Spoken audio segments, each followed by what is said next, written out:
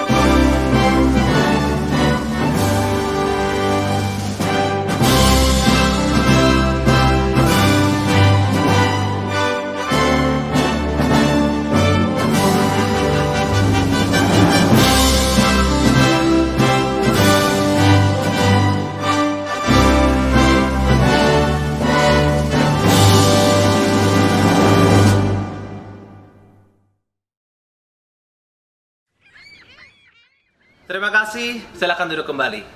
Selanjutnya kita akan bersama-sama mendengarkan renungan yang akan dibawakan oleh Bapak Pendeta Risang Anggoro Eliarso.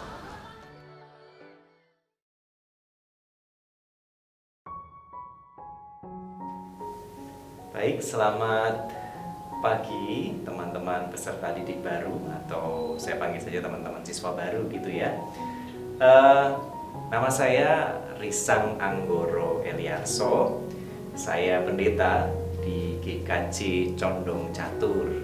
Dan pada saat ini saya ingin mengajak teman-teman untuk bersama-sama mendiskusikan, merenungkan sebuah tema, yaitu Bosa menyambut tatanan kehidupan baru dalam pandemi COVID-19.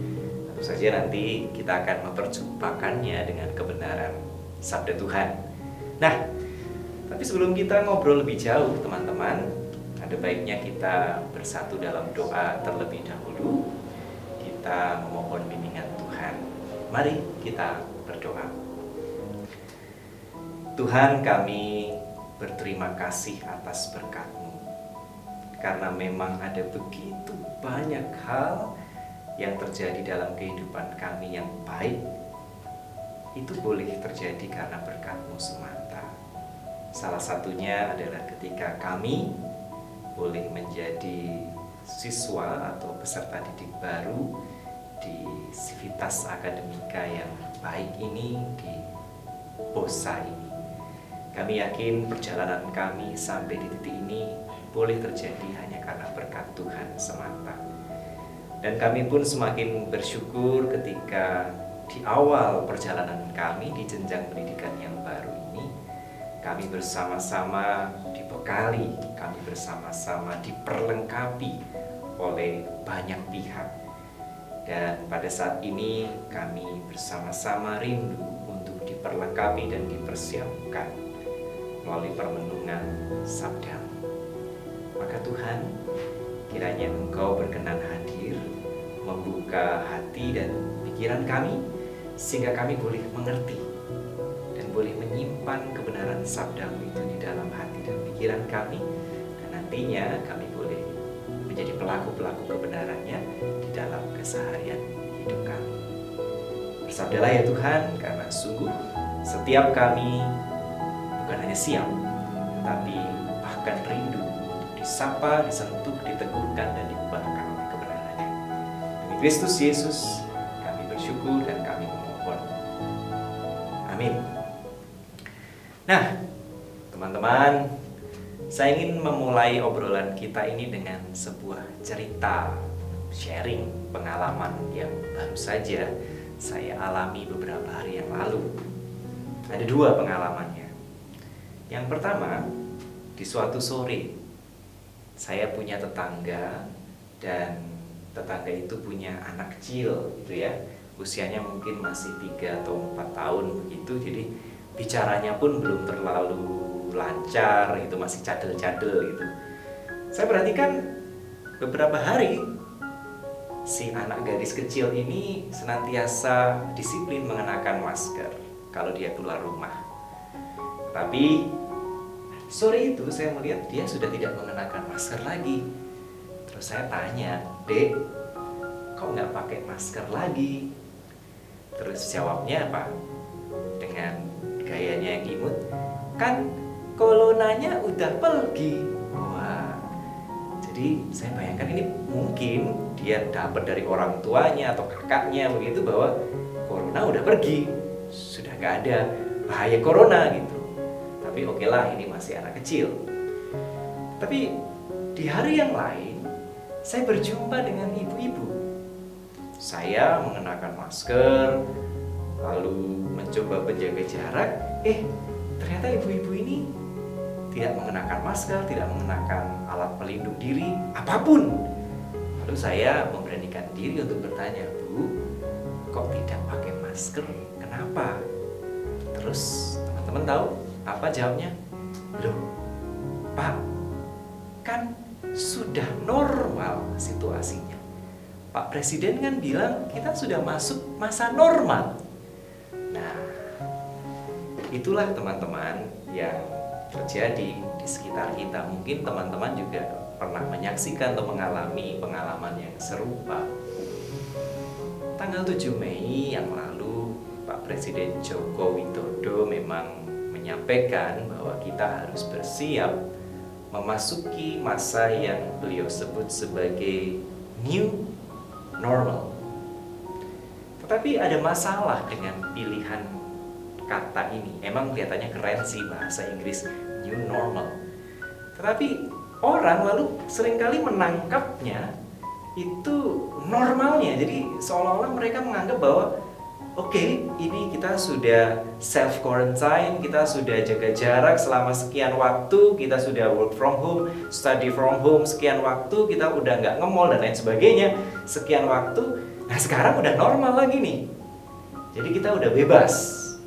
Lalu Malioboro dipenuhi dengan sepeda, orang-orang udah nggak pakai masker lagi, kafe-kafe udah mulai penuh, orang sudah tidak lagi menjaga jarak dan lain sebagainya.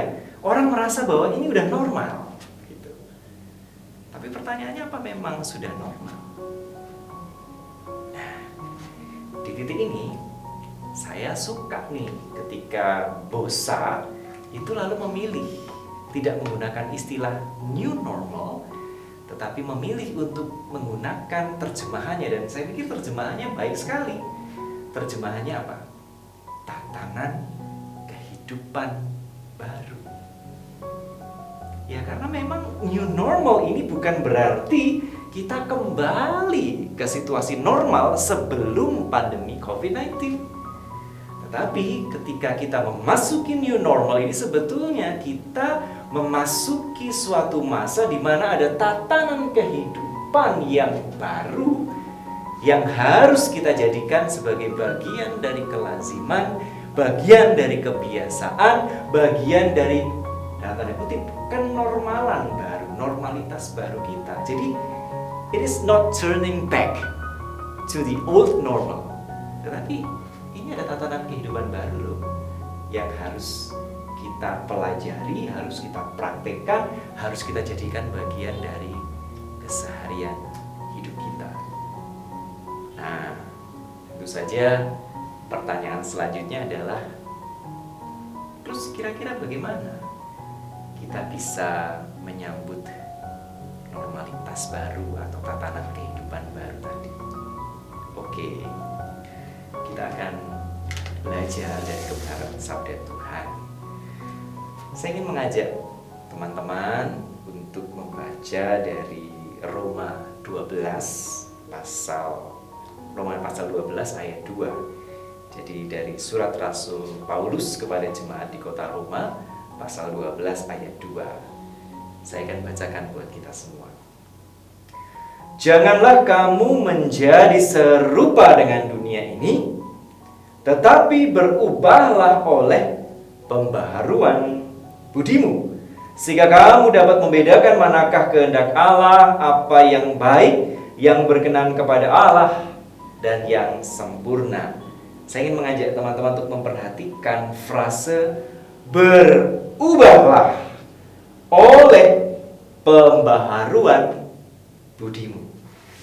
Nah, teman-teman, kata berubahlah ini sebenarnya diterjemahkan dari kata Yunani metamorphose. Metamorphose. Pasti kedengaran gak asing ya, karena saya yakin teman-teman sudah pernah belajar biologi dan sudah pernah mendengar istilah metamorfosis. Nah, kurang lebih sama. Metamorfosis kalau di dalam kajian biologi itu kan ada yang sempurna, ada yang tidak sempurna. Kalau yang sempurna ya kayak misalnya contohnya apa ya? Kupu-kupu, dari ulat-ulat menjadi kupu-kupu, atau dari kecebong menjadi katak, karena bentuk pada saat masih muda itu berbeda sekali ketika masih sudah dewasa. Tapi kita juga mengenal metamorfosis yang tidak sempurna, seperti contohnya belalang. Nimfa belalang itu bentuknya nggak terlalu jauh beda atau nggak beda-beda amat dengan belalang dewasa. Tetapi mau dia sempurna, mau dia tidak sempurna, yang namanya metamorfosis itu apa? Itu irreversible, tidak bisa kembali, tidak bisa balik. Jadi ini there is no turning back. Ini proses searah, perubahan yang searah, jadi nggak bisa balik. Teman-teman nggak pernah tuh lihat, misalnya kupu-kupu, terus saya mau balik jadi ulat lagi, nggak ada kan? Atau misalnya belalang, aku mau jadi nimfa lagi, nggak bisa. Atau katak, aku mau jadi kecebong lagi, nggak bisa. Itu irreversible. Dan ini penting untuk kita masukkan ketika kita mau menyambut tatanan kehidupan baru ini. Kita harus membayangkan bahwa ini suatu proses yang tidak bisa kembali.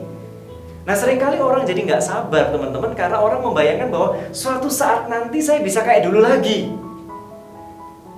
Padahal, halo, ini tatanan kehidupan baru ini, teman-teman pasti udah tahu lah, pakai masker, jaga jarak, lalu mengurangi kegiatan di luar rumah, dan lain sebagainya.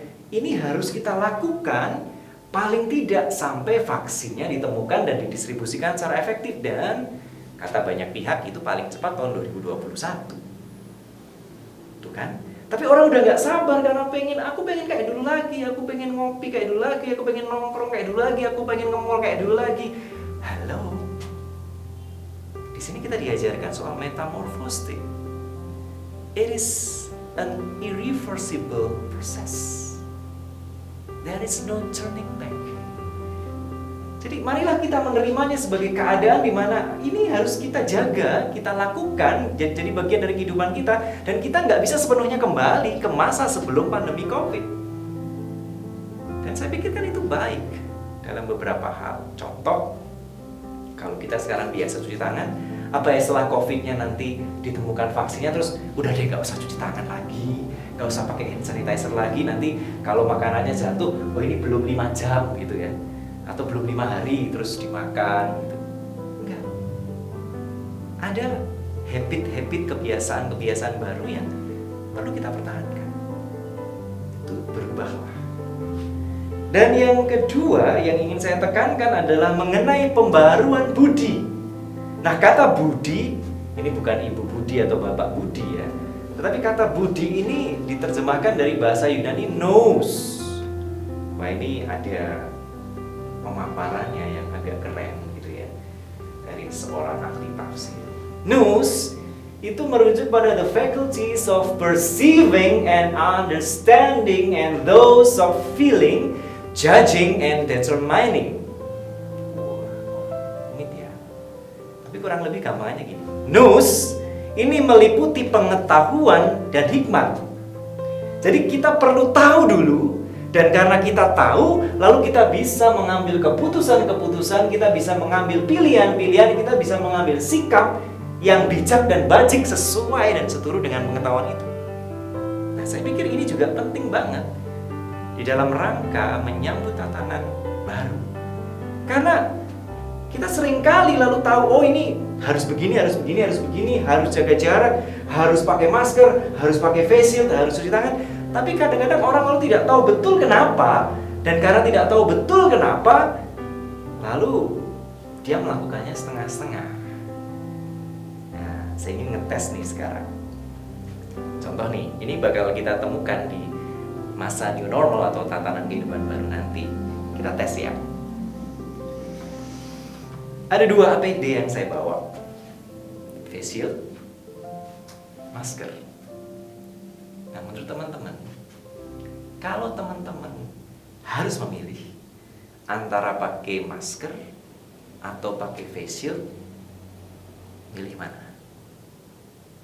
Gimana? Oh, pakai dua-duanya. Oh ya, boleh sih. Itu semakin komplit, semakin baik. Tapi kalau diharuskan memilih salah satu, kira-kira milih mana? Oke, saya berikan waktu. Yang kelompok masker sudah, kelompok face shield sudah. Oke, dua-duanya ini pelindung, tapi kita akan lihat mana yang lebih baik kalau kita harus memilih. Dan ini terkait dengan pengetahuan kita tentang COVID-19 itu sendiri. Saya pikir teman-teman lalu sudah tahu lah basic facts bahwa SARS-CoV-2, virus yang menyebabkan COVID-19 itu lalu biasanya tertularkan melalui droplet atau tetesan-tetesan, percikan-percikan cairan yang keluar ketika orang batuk, bersin, atau berbicara, gitu ya. Kita tahu itu. Lalu setelah itu bisa masuk melalui apa? Melalui mukosa. Mukosa itu di mana? Terutama memang di mulut, rongga hidung, tetapi juga bisa melalui mata, konjungtiva mata, bisa. Nah, jadi berarti kita perlu melindungi diri. Nah, masker jelas melindungi kita dari percikan yang masuk, dan itu juga melindungi kita atau menjaga supaya percikan yang keluar dari mulut kita ketika kita berbicara tidak keluar. Face shield juga fungsinya begitu, menahan percikan dari luar maupun dari dalam. Tapi sekarang kita coba buktikan atau kita lihat mana yang sebetulnya lebih efektif dan baik. Cara ujinya gampang, kita pakai lilin.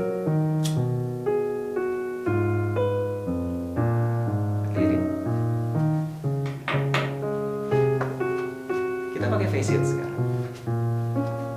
Ya, kelihatan ya. Coba teman-teman tiup. Percikan itu nggak sampai ke lilinnya. Berarti aman. Tetapi bagaimana dengan yang di bawah sih? Nah, berarti percikan kita tertahan yang ke depan, dan kita tidak mendapatkan percikan dari depan, tetapi droplet kita, percikan kita bisa jatuh. Bisa jatuh ke buku, bisa jatuh ke meja kita, bisa jatuh ke makanan, bisa jatuh ke hal yang lain. Dan coba bayangkan kalau nanti percikan kita yang membawa virus itu lalu disentuh, dipegang oleh orang lain. Kita bisa lihat video berikut ini. Kurang lebih seperti ini gambarannya.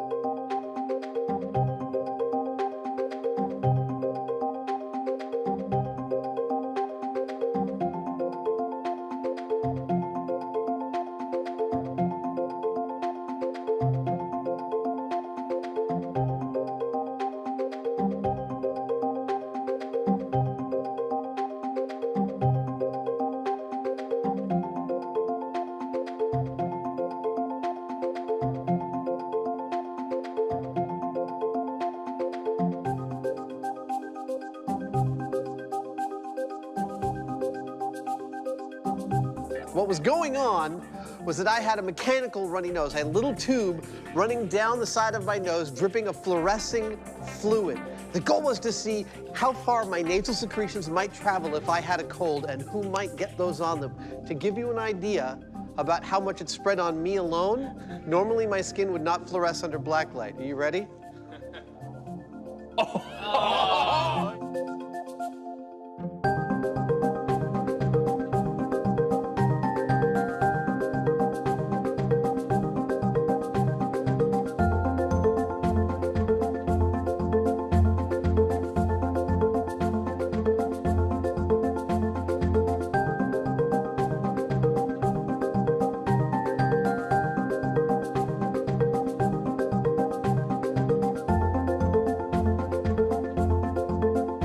Over the weekend, we saw signs of the challenges that may lie ahead. In the Republic of Korea, bars and clubs were shut as a confirmed case led to many contacts being traced. In Wuhan, China, the first cluster of cases since their lockdown was lifted was identified. Germany has also reported an increase in cases since an easing of restrictions. Fortunately, all three countries have systems in place to detect and respond to a resurgence in cases.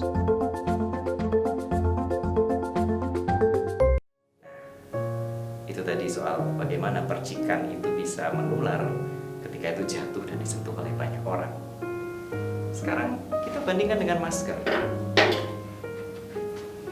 Saya pakai masker.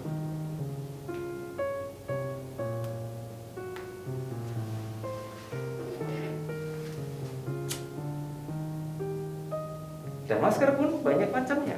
Ada yang tipis, ada yang 2 rangkap. Yang direkomendasikan yang 2 rangkap. Yang saya pakai 2 rangkap. Kenapa? Kita lihat, saya tiup.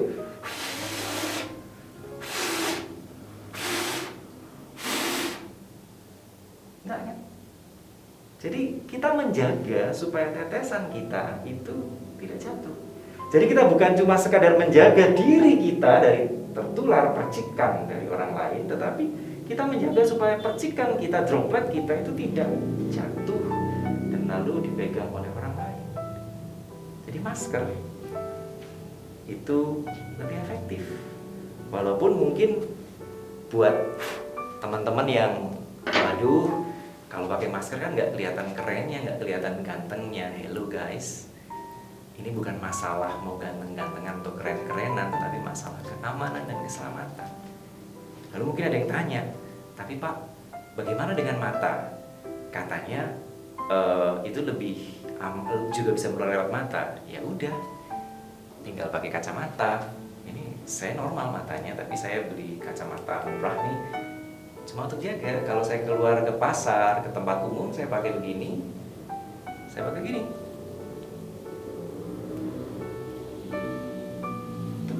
Saya menjaga diri saya dan menjaga orang lain. Dan itu bisa saya lakukan, kenapa? Karena saya tahu. Saya mencari tahu. Dan pengetahuan saya itu mempengaruhi dan menentukan bagaimana saya bersikap. Dan saya berubah seturut dengan pengetahuan itu. Itulah yang perlu kita lakukan untuk menyambut tatanan kehidupan baru. Cari tahu. Educate ourselves. Learn.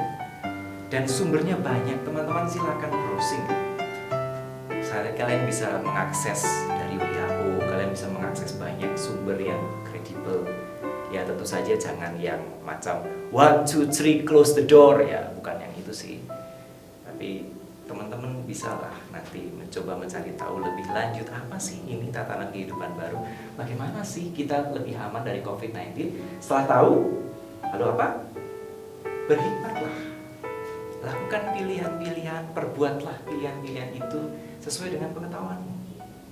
Dan tata hati kita bahwa ini adalah proses yang tidak bisa dibalik. Kita bergerak ke depan terus, berubah. Jadi selamat menyambut tatanan kehidupan baru di tengah pandemi COVID-19 ini. Teruslah berubah seturut dengan pembaruan pengetahuan, juga hikmat. Dan dengan demikian, kita bisa menjaga diri sendiri, bisa juga menjaga teman-teman dan orang-orang di sekitar kita. Kita bisa mendatangkan kebaikan di tengah pandemi COVID-19. Tuhan memberkati dan memampukan kita semua. Amin. Kita sudah bersama-sama mendiskusikan kebenaran sabda Tuhan. Sekarang mari kita bersatu dalam doa. Tuhan, ada banyak orang salah paham mengenai new normal. Orang menduga bahwa itu berarti semuanya kembali normal seperti sedia kala atau seperti sebelum pandemi COVID-19. Tetapi pada saat ini kami diingatkan kembali bahwa sejatinya new normal itu adalah tatanan kehidupan yang baru. Kami tidak bisa kembali lagi, tapi kami harus mengantisipasi menyambut tatanan kehidupan baru itu, menjadikannya bagian dari keseharian hidup kami. Ini tidak mudah, Tuhan, tapi kami bersyukur karena pada saat ini kami diingatkan kembali oleh Rasul Paulus bahwa kami memang dipanggil untuk berubah seturut dengan pembaharuan budi kami, bermetamorfosis menjadi lebih baik, mengandaikan bahwa kita memang tidak bisa kembali lagi seperti dulu, tetapi kita bisa menyongsong hal-hal yang lebih baik di masa mendatang di dalam tatanan kehidupan baru itu. Biarlah ini lalu membantu kami untuk menata hati, menata batin, menata tekad kami, supaya kami tidak senantiasa mengharapkan bahwa kami bisa mundur, karena kami tampaknya memang tidak akan pernah bisa mundur kembali ke normalitas yang lama itu. Biarlah kami menerima ini sebagai bagian dari tatanan kehidupan baru kami. Dan ketika kami sudah menerimanya, biarlah kami lalu bersikap, berperilaku yang seturut dengan itu. Ketika kami lalu semakin tahu, ketika kami semakin belajar tentang apa sih sebenarnya COVID-19 itu, bagaimana perkembangannya dan lain sebagainya. Dan ketika kami semakin tahu itu, maka kami pun menjadi semakin berhikmat. Kami bisa semakin bijak di dalam bersikap. Kami tahu bagaimana kami harus membawakan diri dan berperilaku di tengah tatanan kehidupan yang baru. Terima kasih Tuhan buat pengingat ini. Kiranya kami boleh memeliharanya dan menghidupinya di dalam keseharian kami. Demi Kristus Yesus, kembali kami bersyukur dan kami mohon.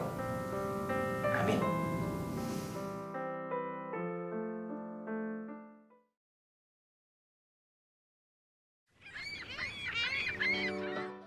Terima kasih banyak sudah mengikuti bagian pertama dari rangkaian MPLS di pagi hari ini. Tetap semangat untuk mengikuti rangkaian MPLS selanjutnya.